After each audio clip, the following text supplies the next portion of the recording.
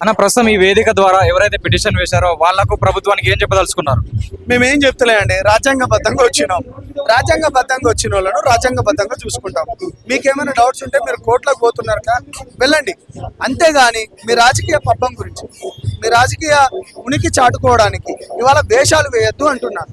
మీ దగ్గర ఏమైనా ఆధారాలు ఉంటే మీరు సుప్రీంకోర్టుకి వెళ్ళండి. మా దగ్గర కూడా ఆధారాలు ఉన్నాయి.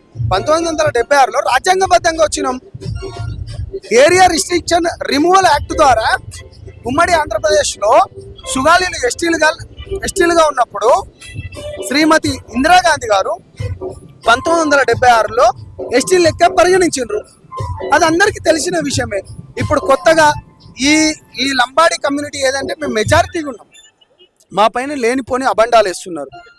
వాళ్ళ వాదన ఏంటంటే ఈ 1976 టైంలో ఎవరైతే ఇక్కడికి ఒక వలసవాదులకి వచ్చారో చదువు కోసమని మాత్రమే వాళ్ళు ఇందిరాగాంధీ అప్పుడు చెప్తే దీన్ని అన్ని రకాలుగా వాడుకుంటారని వాళ్ళు అంటున్నారు. అమెండ్మెంట్స్ ఉన్నాయండి, నేను చెప్పడం కాదు. మీరు టీవీ ఛానల్లో ఉన్నారు, నేనేం తప్పు చెప్పినా కానీ మీరు రేపు చూపించవచ్చు. దీని పక్కనే మీరు అది కూడా చూపించవచ్చు.